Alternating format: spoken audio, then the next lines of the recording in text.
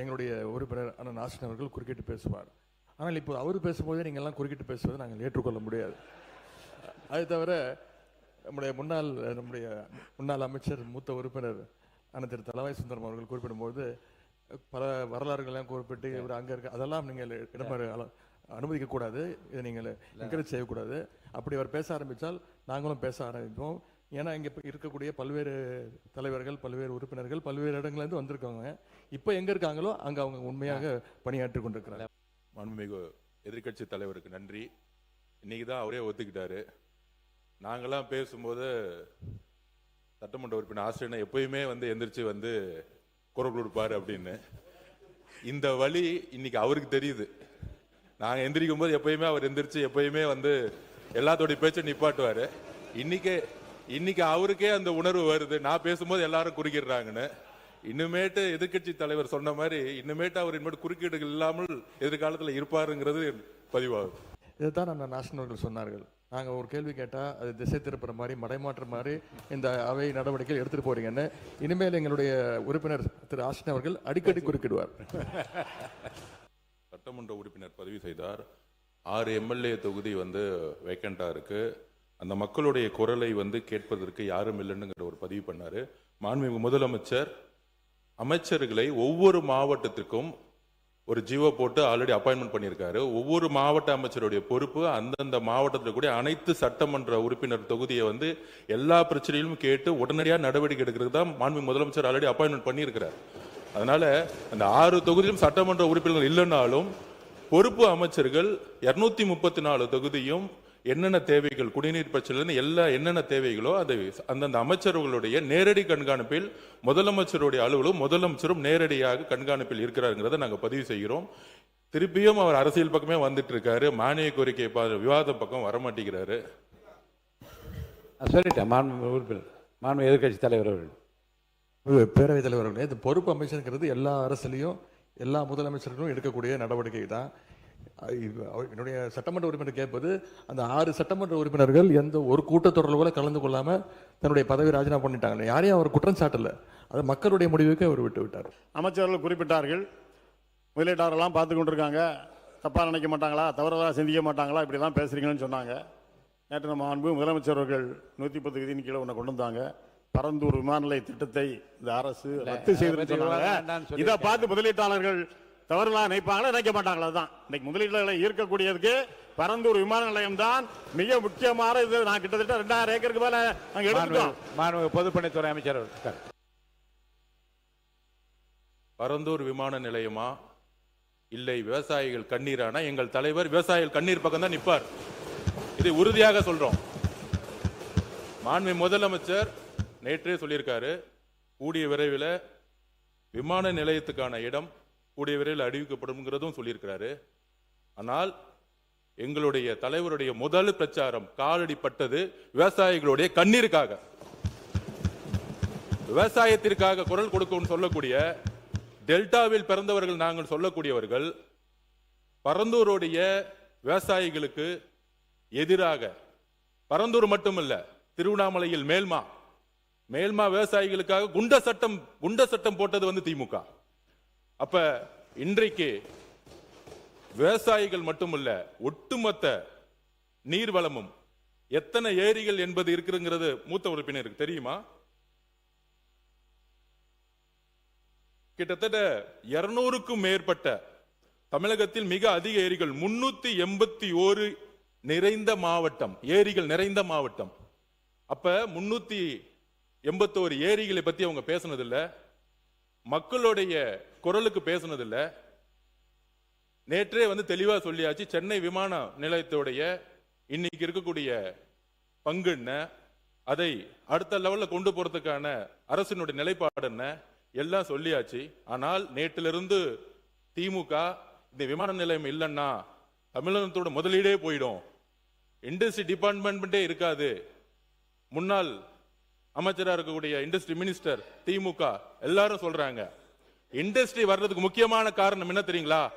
Single window system. ஊழல் இல்லாத ஒரு அமைச்சர், ஒரு முதலமைச்சர், ஒரு அரசாங்கம், எந்த நிறுவனம் இருந்தாலும் முதலமைச்சர் இன்னைக்கு நேரடியாக சந்தித்து எந்த இன்வெஸ்ட்மெண்ட் இருந்தாலும் வாங்க, நானே எல்லா துறையிலையும் எந்த விதமான ஹடில்ஸும் இல்லாம சிங்கிள் விண்டோ சிஸ்டத்துல 45 நாள்ல எல்லா பர்மிஷனும் வாங்கி கொடுக்கறோம்னு சொல்லக்கூடியவர் சிஎம்.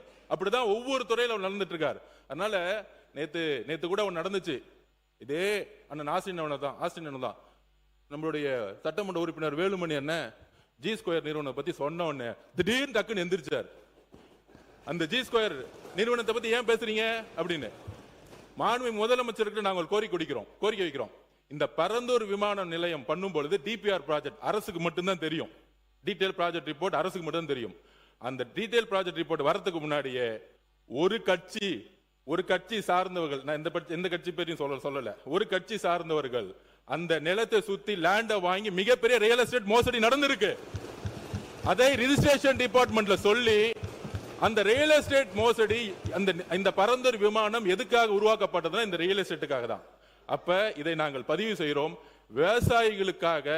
விவசாயிகளோட கண்ணீருக்காக கிட்டத்தட்ட 2 போகம் அங்க வந்து விவசாய உற்பத்தி பண்ணிட்டு இருக்காங்க. 2 போகம், இத்தனை ஏரி இருக்கு, 381 ஏரிகள் இருக்கு.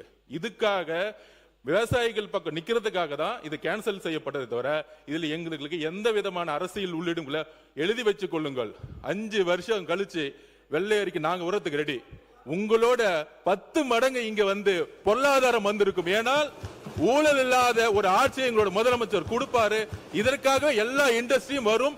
45 நாள் 60 நாளுக்குள்ள சிங்கிள் விண்டோ சிஸ்டத்தை முதலமைச்சர் உருவாக்கி இருக்காங்கிறத பதிவு பண்றோம். விமான விரிவாக்கத்திற்காக பரந்தூர் விமான நிலையத்தை அங்கே நிலம் எடுக்கின்ற ஒரு சூழ்நிலை ஏற்படுகின்ற பொழுது மாண்பு முதலமைச்சர் அவர்கள் அந்த திட்டத்தை ரத்து செய்து விட்டார்கள். அதில் எந்த மாறுபட்ட கருத்தும் கிடையாது.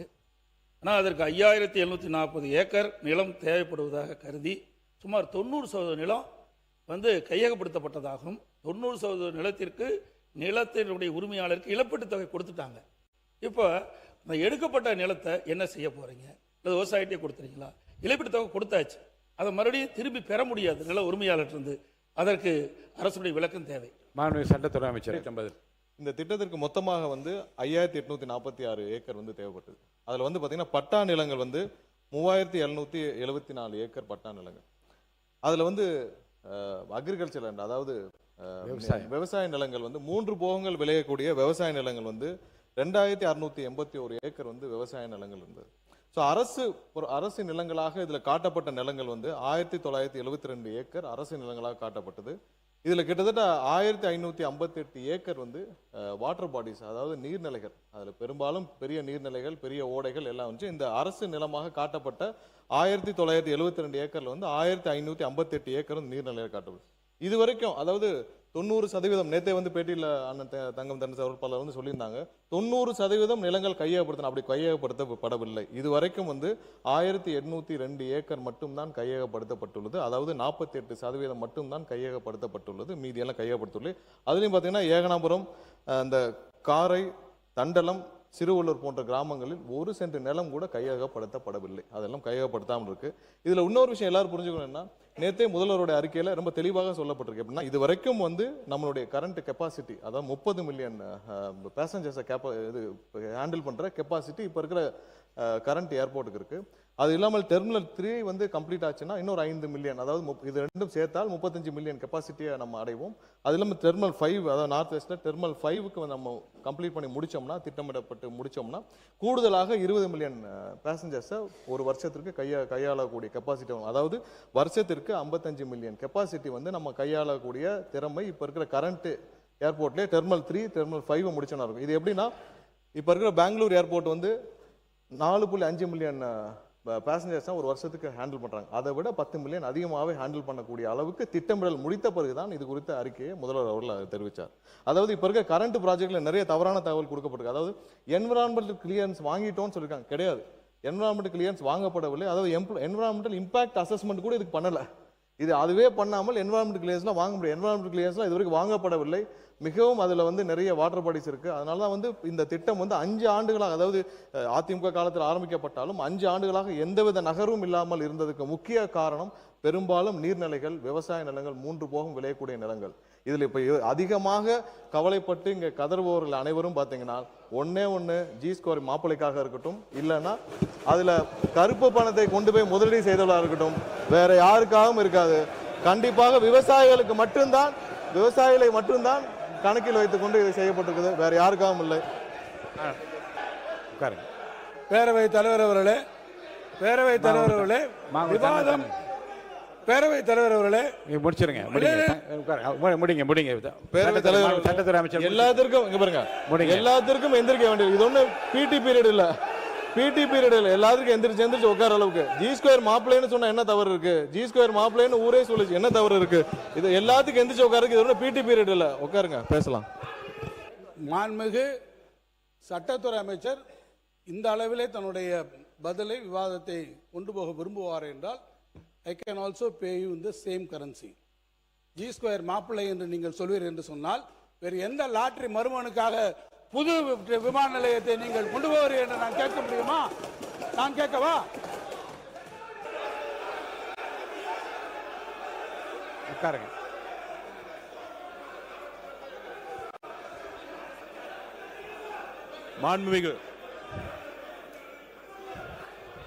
மாண்புமிகு பேரவைத் தலைவர் அவர்களே, உட்காருங்க. பேச அனுமதிக்கிறேன்.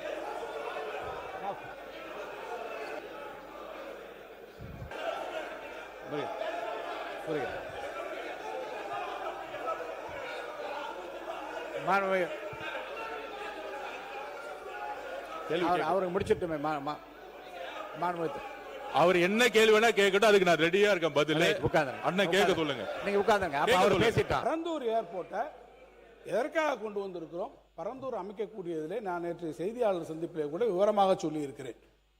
சென்னையினுடைய புவியியல் அமைப்பில் வேறு எந்த இடத்திற்கும் கொண்டு போக முடியாது. நேரடியாக நாங்கள் உடனடியாக போய் பரந்தூரில் உடனடியாக போய் பார்க்கல. உங்களுடைய அதிகாரிகள் இருக்கிறார்கள், அவரிடத்துல கூட கேளுங்க. பரந்தூரை தேர்ந்தெடுப்பதற்கு முன்பு யார் அதுக்கு அப்ரூவல் கொடுக்கணும்? அப்ரூவல் கொடுக்கணும். எத்தனை சைட் நாங்கள் போய் பார்த்துருக்கோம்? சோழிங்கநல்லூரில் பார்த்துருக்கோம், படாலத்தில் பார்த்துருக்குறோம், பன்னூரில் பார்த்துருக்குறோம். ஒவ்வொரு இடங்களிலும் ஏற்கனவே பல இடங்களிலே அதை ஆய்வு செய்து அது ஏற்றுக்கொள்ளவில்லை. ஏர்போர்ட்ஸ் அத்தாரிட்டி ஆஃப் இந்தியா ஏற்றுக்கொள்ளவில்லை. காரணம் நேற்றே நான் விளக்கி இருக்கிறேன். சென்னையினுடைய கிழக்கு பகுதியிலே வங்கக்கடல் இருக்கிறது, அந்த பகுதியில் நீங்கள் போக முடியாது. நார்த்துக்கு போனீங்கன்னா ஒன்று மணலிலிருந்து எண்ணூர்லேருந்து எல்லா இண்டஸ்ட்ரியல் எஸ்டேட்ஸு, அந்த பக்கம் பழவேற்காடு ஏரி, சூழலியல் பிரச்சனைகள், அந்த பக்கத்தை நார்த்தில் போக முடியல. சவுத்துக்கு போகிறீங்க, சோழிங்கநல்லூர் போய் பார்க்குறீங்க, அது தாம்பரம் ஏர்பேஸோட நேராக வருது. அதோட ஏர் ஸ்பேஸுக்குள்ளே நம்ம வைக்க முடியல, ஏன்னா பிகாஸ் அது டிஃபென்ஸ் இதுக்குள்ளே இருக்குது. அடுத்து தள்ளி போனீங்கன்னா அந்த பக்கம் கல்பாக்கம் அனல்மில் நிலையம், இந்த பக்கம் போனீங்கன்னா வேடந்தாங்கல் பறவைகள் சரணாலயம், எந்த பகுதியிலும் அங்கே போக முடியல. அது ஏற்றுக்கொள்ளவில்லை. இந்த இடங்களை எல்லாம் ஏற்றுக்கொள்ளவில்லை, ரிஜெக்ட் செய்கிறார்கள். அடுத்து எங்கே வரோம்? வெஸ்ட்டுக்கு தான் வர முடியும். வெஸ்ட் சைடில் போகும்போது தான் நம்ம 2 இடங்களை பார்க்குறோம். பன்னூர் ஒன்று பார்க்குறோம், பரந்தூர் ஒன்று பார்க்குறோம். பன்னூருக்கும் பரந்தூருக்கும் நடுவில் 2க்கும் நடுவில் நம்ம கம்பேரிசன் ஸ்டடீஸ் வருது.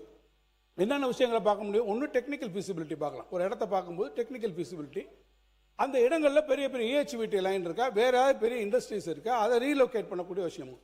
இன்னொன்று மிக முக்கியமாக, ஒரு இடத்தை வருகிற போது எந்த இடமாக இருந்தாலும், எந்த தொழிற்சாலை, சிப்காட்டாக இருக்கலாம் அல்லது ஏர்போர்ட்டாக இருக்கலாம், எந்த இடமா இருந்தாலும் அடிப்படையில் நமக்கு நிலம் வேணும் இல்லையா? அந்த நிலத்தில் போகும்போது யாராவது ஒருவரை டிஸ்லோகேட் போக வேண்டும், அங்கே இருந்து மக்களை மாற்ற வேண்டும் என்றால் யார் எந்த இடத்தில் மிக குறைந்த அளவிலே மக்கள் அதனால் பாதிக்கப்படுவார் என்பதை கணக்கெடுக்கணும். அப்படி எடுக்கிற போது தான் பரந்தூரை நாம் அந்த இடத்தை தேர்வு செய்ய வேண்டிய நிலை வந்து. இன்னொன்று காஸ்ட் ஆஃப் லேண்ட், இதெல்லாமே பல காரணங்கள். இவ்வளவும் பண்ணி தான் பரந்தூர் எடுக்கப்பட்டதை தவிர மாண்புமிகு பொதுப்பணித்துறை அமைச்சர் சொன்னதை போல அதில் எந்த விதமான ஒரு உள்நோக்கங்களும் நிச்சயமாக இல்லை என்பதை நான் திட்டவட்டமாக தெரியவில்லை. இல்லை இல்லை, அவர் ஒன்று சொன்னார், மாண்புமிகு பொதுப்பணித்துறை அமைச்சர் அவர்கள் சொன்னார்கள். அதில் அதுக்கான முழுக்க டெக்னிக்கல் ஃபீசிபிலிட்டி. ஏன்னா அரசாங்கங்கள் ஈடுபடுது, நாங்கள் மட்டும் கிடையாது. ஒன்றிய அரசு இத்தனை இடங்களையும் பார்த்ததுக்கு பிறகு ஒன்றிய அரசு இறுதியாக அவர்கள் அப்ரூவல் கொடுத்தது, நம்முடைய சிவில் ஏவியேஷன் மினிஸ்ட்ரி ஃபைனலாக அப்ரூவல் கொடுத்தது பரந்தூரில் கொடுத்தாரு. எனவே தான் பரந்தூரை நாம் எடுத்துக்கொண்டிருக்கிறோம். இப்போ நீங்கள் சொல்கிறீங்க நாங்கள் இன்னொரு இடத்த பார்க்க போகிறோம். இப்போ பார்க்க போகிற இடத்துல இதே சூழ்நிலைகள் வரும், இதே இடத்துல வரும். விவசாய நிலங்கள், இப்போ நீங்கள் எப்படி இருந்தால் நிலங்களுக்கு போவீங்க, அங்கே போகும்போது இதே இவாலுவேஷன் நீங்கள் பண்ண வேண்டியிருக்கும். நீங்கள் பண்ணுங்க, நாங்கள் அதை பற்றி பார்க்கல. இந்த ப்ராஜெக்ட் இத்தனை வருஷத்துக்கு அப்புறம், இவ்வளவு நம்ம டிராவல் பண்ணி வந்ததுக்கப்புறம் இன்னைக்கு நீங்கள் விட்டுட்டீங்கன்னா இனி இது எப்போ வரப்போகுது? சரி, சென்னை இருக்கக்கூடிய எக்ஸிஸ்டிங் விமான நிலையத்தை நீங்கள் நாங்கள் பண்ணுறோம்னு சொல்கிறீங்க.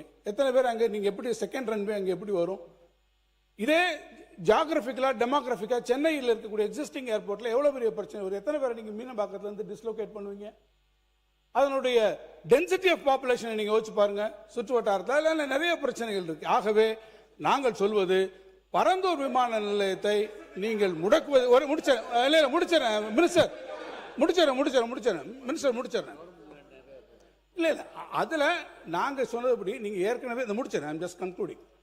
ஆக ஏற்கனவே அங்கே இருக்கக்கூடியவர்கள் ஏறத்தாழ 2500 மேற்கொள்ள பட்டா நிலங்களை வைத்திருப்பவர்களுக்கு காம்பன்சேஷன் கொடுத்து அக்விசிஷன்லாம் முடிந்து ப்ராக்ரஸ்லாம் வந்ததுக்கப்புறம் இந்த திட்டத்தை கைவிடுவது என்பது தமிழ்நாட்டினுடைய ஒட்டுமொத்த பொருளாதார வளர்ச்சிக்கும் அது நிச்சயமாக எதிரானதாக இருக்கும். அந்த வளர்ச்சிக்கு உதவாது. நீங்கள் சொல்றபடி 1.5 ட்ரில்லியன் அமெரிக்கன் டாலர் எக்கானமி என்பதை ஒருபுறம் நீங்கள் சொல்லிக்கொண்டே இன்னொரு புறம் அதற்கு எதிராக செய்கிறீர்கள் என்பதுதான் எங்களுடைய நிலைப்பாடு. அதைத்தான் நாங்கள் விளக்கிறோம். கேட்ட வினாவுக்கு மாண்புமிகு எரிசக்தித்துறை அமைச்சர் வந்து முழுமையான விளக்கம் கொடுக்கல.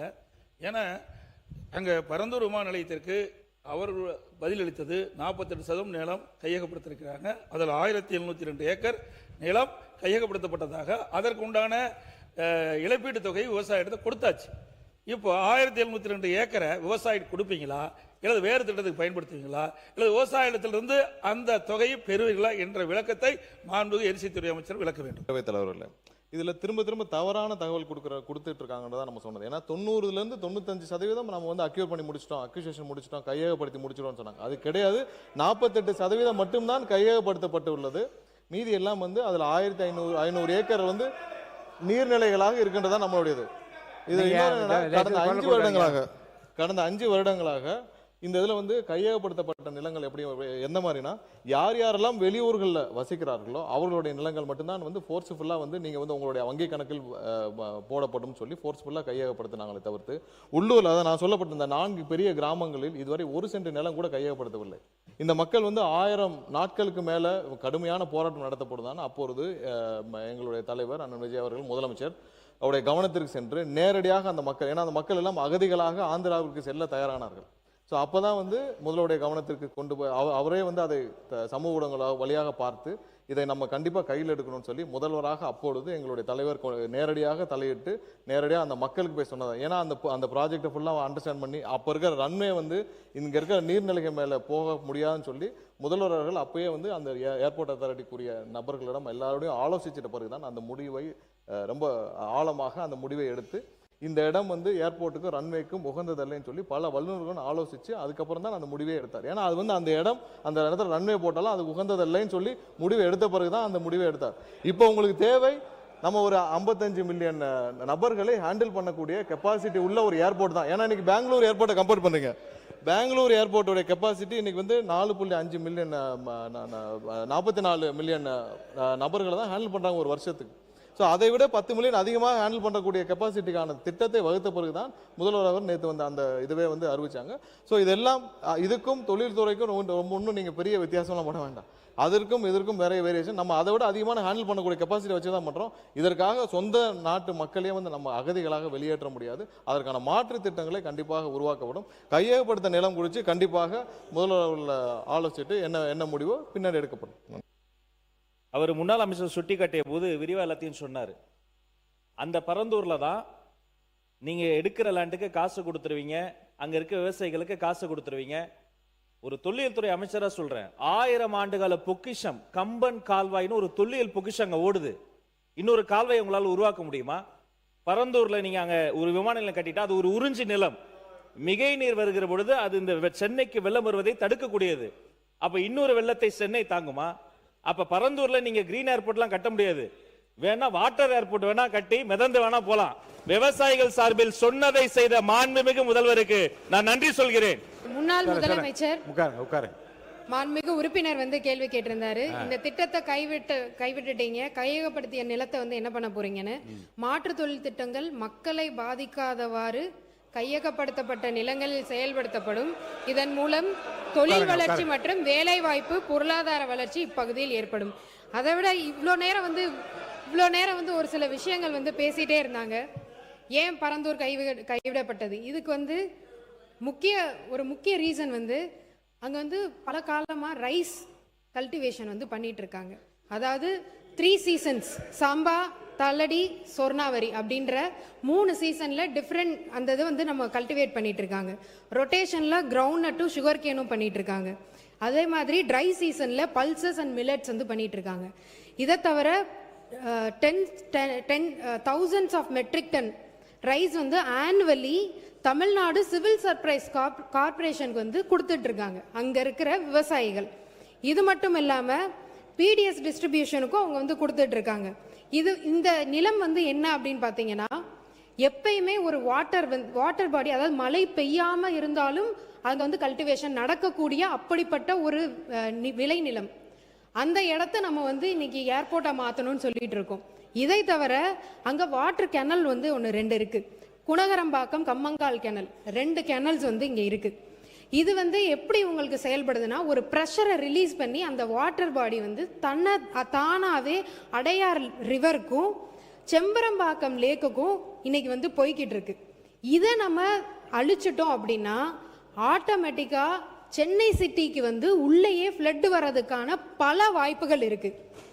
இவ்வளவையும் நம்ம அழிச்சு நம்ம ஒரு பரந்தூர் ஏர்போர்ட், நாம வந்து ஏர்போர்ட் வேணான்னு சொல்லவே இல்லை.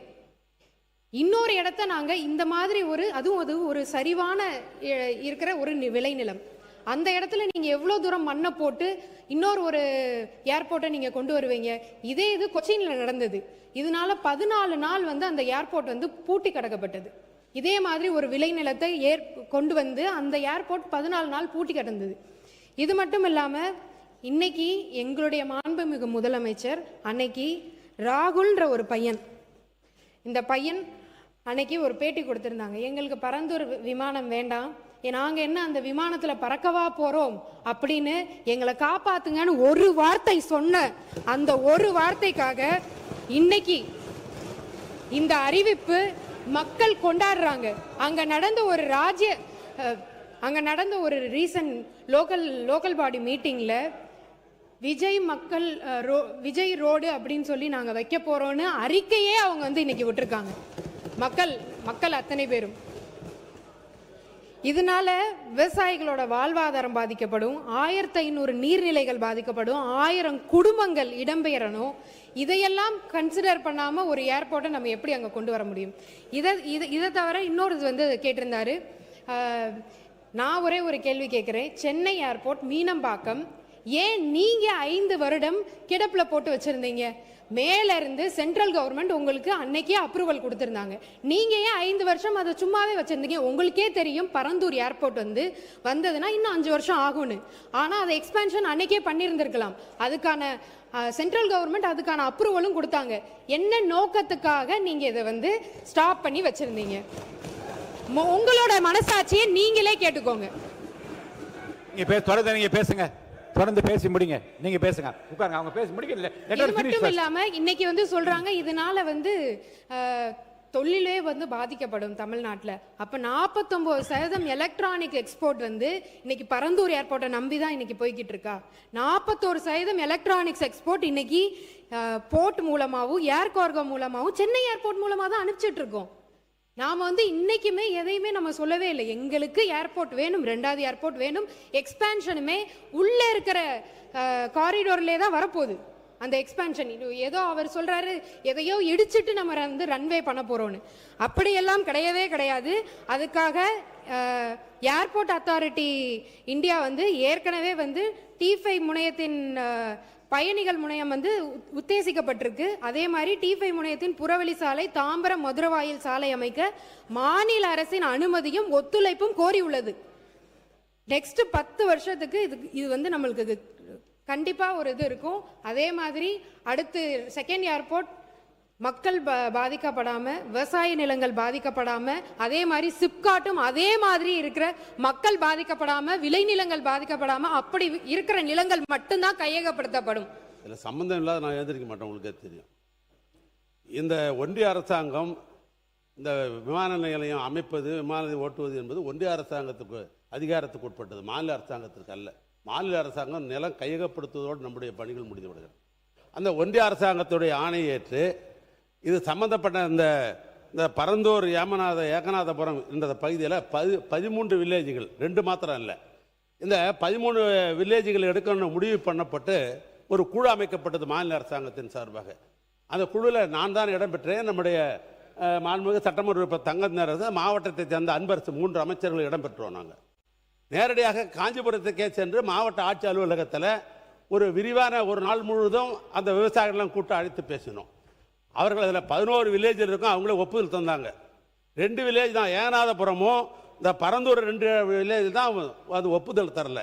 அதுக்கு பின்னால் இதே சட்டமன்றத்தை மேலே அமைச்சர் அறையில் என்னுடைய சேம்பரில் 2 முறை வர வச்சு நாங்கள் பேசணும். அந்த அடிப்படையில் 11 பேரும் முன்வந்து வந்த விவசாயி கொடுக்குற காரணத்தினால்தான் இந்த முயற்சிக்கு நாங்கள் தமிழக அரசு அதற்கு நாங்கள் ஈடுபட்டோம். ஒன்று. அதற்கு பின்னால் தொடர்ந்து நில எடுப்பு பணிகளுக்காக அங்கே டிஆர்ஓ ஆர்டிஓ எல்லாம் போடப்பட்டு பணிகள் நடைபெற்று கொண்டிருக்கிறது. அமைச்சர்கள் குறிப்பிட்ட அந்த வாதத்தை எடுத்துக்கொண்டாலும் கூட ஏறத்தாழ 48-50% சொல்றார். இது இல்லாமல் அரசாங்கத்தினுடைய புறம்போக்கு இடங்கள்லாம் வேற இருக்குது, அதெல்லாம் சேர்த்து தான் சொன்னார் என்று கிட்டத்தட்ட 80-90% சொன்னதுக்கு காரணம் என்னன்னா அரசு நிலையம் சேர்த்து தான் சொன்னார். ஒன்று. இப்போ நாங்கள் 2 கேட்க விரும்புவது, ஏன்னா தனிப்பட்ட முறையில் பரந்தூர் விமானமும் ஏகநாதபுரத்தில் ஒரு விமானம் வச்சாக்கா இங்கே இருக்கிற எதிர்கட்சியில் இருக்கிறவங்களாம் நான் விமானம் ஏறணும் அந்த நோக்கம்லாம் இல்லை. இந்த தமிழ்நாட்டுடைய பொருளாதாரத்தை முன்னேற்ற வேண்டிய என்கிற அடிப்படையில் விமானத்தை விரிவாக்கம் பண்ணோம். பக்கத்தில் கர்நாடகமாகலாம் பக்கத்தில் இருக்க ஆந்திராவெல்லாம் விரிவாக்கம் செய்யப்பட்டு பொருளாதாரம் நாளுக்கு நாள் கூடிக்கொண்டிருக்கிறது. அந்த அடிப்படையில் தான் இந்த முயற்சியை ஒழிய இது தனிப்பட்ட முறையில் திராவிட முன்னேற்ற கழகம் இல்லை. ஒன்று. இன்னொன்று, எங்களுடைய சட்டமன்ற உறுப்பினர் கேட்டார், நம்முடைய எதிர்க்கட்சி முன்னாள் அமைச்சர் எடப்பாடி பழனிசாமி அவர்களும் கேட்டார்கள். இப்போ கையகப்படுத்திட்டோம், பணம்லாம் கொடுத்தாச்சு, விவசாயிக்கெல்லாம் போய் சேர்ந்துருச்சு. அது சதவீதம் நுண்ண பண்ணு இருக்கலாம். அந்த எடுத்துட்ட இடத்த அது வேற எதுக்கும் பயனும் படுத்த முடியாது. அதை பற்றி எல்லாம் உரிய நேரத்தில் உரிய நேரத்தில் அதை பற்றி முடிவெல்லாம் அவர்கள் அறிவிப்பார்கள். மாண்பு உறுப்பினர், இந்த வாய்ப்பை கொடுத்தமைக்கு முதல் என்னுடைய நன்றியை தெரிவித்துக் கொள்கின்றேன்.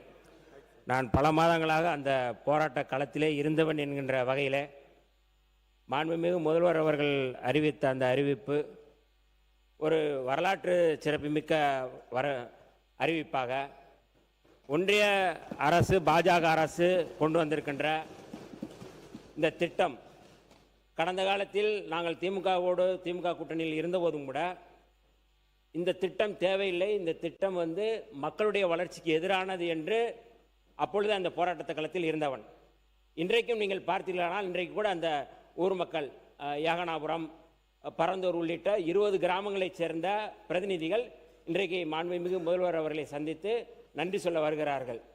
நான் அதற்கு முன்பாக அந்த பகுதியில் இருந்தபோது எல்லாருக்குமே தெரியும், அமைச்சர் பெருமக்களுக்கு தெரியும், எங்களுடைய தலைவர் எழுச்சி தமிழர் அவர்கள் அந்த கிராமத்து மக்களை சந்தித்து அழைத்து மாண்புமிகு முதல்வர் அன்றைக்கு இருந்த முதல்வர் முத்துவேல் கருணாநிதி ஸ்டாலின் அவர்களிடமே இதை சொல்லி இந்த திட்டம் மக்களுக்கு எதிரானது, வளர்ச்சி திட்டங்களுக்கு எதிரானது, மண்ணின் மைந்தர்கள் பூர்வீக குடிகள் அகதிகளாக மாற்றுவதற்கு தான் அதுக்கு வாய்ப்பு இருக்கிறது என்று அன்றைக்கே நாங்கள் எச்சரித்தோம். இன்றைக்கும் அதுதான் சொல்கின்றோம்.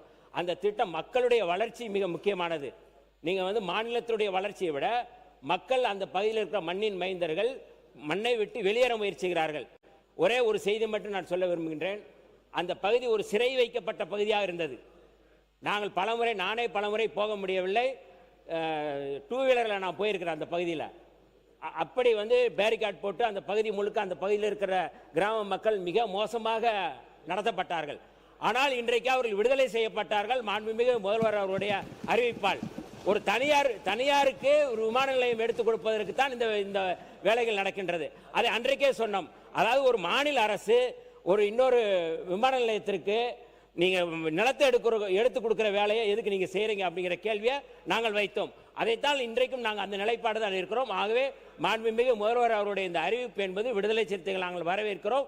மாண்புமிகு பேரவைத் தலைவர் அவர்களே, மாண்புமிகு உறுப்பினர் அவர்கள் சொல்லியிருந்தாரு உயர்மட்ட குழு ஒரு கமிட்டி போட்டிருந்தோம் அப்படின்னு. ஏன் அப்போ இன்னைக்கு வர அந்த டேட்டாவை ரிலீஸே பண்ணல? ஆர்டிஐல யார் போட்டாலும் அது ரிஜெக்ட் தான் ஆகுது.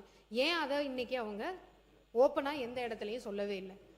இது ஒரு இதை மட்டும் இல்லாம நீங்க இன்னைக்கு யூடியூப்ல போய் சர்ச் பண்ணி பார்த்தீங்கன்னா பரந்தூர் ரியல் எஸ்டேட்னு அவங்க அந்த அளவுக்கு ப்ரமோட் பண்ணி அந்த இடத்தெல்லாம் வாங்கியிருக்காங்க.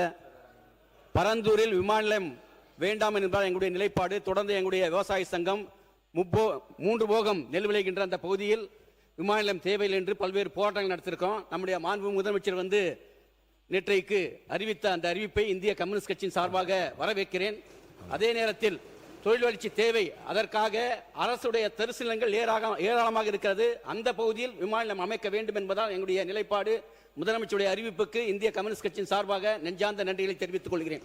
பரந்தூர் விமான நிலையம் கைவிடப்பட்டது அரசனுடைய கொள்கை முடிவு. அதை நாங்கள் விவாதத்திற்குள்ளாக்குவது என்பது எங்களுடைய விருப்பம் அல்ல. ஆனால் தமிழ்நாட்டிற்கு கூடுதல் விமான நிலையம் அவசியம். அவ்வளவுதான். கூடுதல் விமான நிலையம் அவசியம். அதே நேரத்தில் மாண்புமிகு அமைச்சர் அவர்கள் சொல்லும்பொழுது அதனால் கையகப்படுத்தப்பட்ட நிலத்தை வேற பயன்பாட்டிற்கு பயன்படுத்தலான்னாரு. அது சட்டத்தில் அதுக்கு இடம் இல்லை. எந்ததுக்காக கையகப்படுத்தியிருக்கிறோமோ அதற்காக தான் அந்த நிலத்தை பயன்படுத்த வேண்டும். இல்லை என்று சொன்னால் அதை விவசாயிகளுக்கு திரும்பி கொடுக்கணும். அது அரசு அது குறித்து என்ன கொள்கை முடிவு எடுத்திருக்கிறது என்பதை தெரிவிக்க வேண்டும். இன்னொரு விமான நிலையம் இல்லாமல் 1.3 ட்ரில்லியன் எக்கானமியை நம்ம எட்டுவது சாத்தியமில்லை என்பதை பாட்டாளி மக்கள் கட்சியின் கருத்தாக தெரிவித்தார். பயன்பாட்டுக்கு தான் யூஸ் பண்ணணும்னு மாண்புமிகு உறுப்பினர் அவர் சொல்லியிருந்தாங்க. Right to fair compensation and transparency in land acquisition, rehabilitation and resettlement act 2013 clause 1999 படி ஒரு குறிப்பிட்ட திட்டத்திற்கு கையகப்படுத்தும் நிலம் அத்திட்டம் சில காரணங்களால் செயல்படுத்த இயலவில்லை எனில் மற்ற பொது திட்டங்களுக்கு அரசு ஒதுக்கீடு செய்து உத்தரவு வழங்கிட சட்டங்களில் வழிவகை உள்ளது. நான் வைத்த கோரிக்கை என்னன்னா, எங்கள் கோவை மாவட்டத்தில் என்னோட தொகுதிக்கு அருகில் இருக்கக்கூடிய ஜி ஸ்கொயர் நிறுவனம் 1000 ஏக்கருக்கு மேலே அவங்க அந்த நிலத்தை எடுத்து அதில் பார்த்தீங்கன்னா ஒரு பெரிய மலையை உடைச்சிருக்காங்க. நான் தனிப்பட்ட நிறுவனத்து மேலே தான் பண்ணேன், யார் மேலே அதில் குற்றச்சாட்டில். அப்போ தான் ஆஸ்திரேலிய தேவையில்லாமல் எந்திரிச்சார். 1000 ஏக்கர் நிலத்தை கையகப்படுத்தி அதில் பெரிய மலையே உடைச்சிருக்காங்க, மண் எடுத்திருக்காங்க. அரசு நிலங்களை வாய்க்கால்களை ஆக்கிரமிச்சிருக்காங்க. விவசாய நிலங்களை சட்டத்துக்கு புறம்பா பிரைவேட். நீங்க பரந்தூரை பத்தி சொல்றதுக்காக தான் உங்களுக்கு நான் அனுமதி அளிச்சேன். செய்தியை பற்றி சொல்றீங்க. முடிச்சிடறேன். அதே போல பாத்தீங்கன்னா இன்றைக்கு மான்களும் சிறுத்தை புலி கொல்லப்பட்டிருக்கிறது. அதைத்தான் முதலமைச்சர் நடவடிக்கை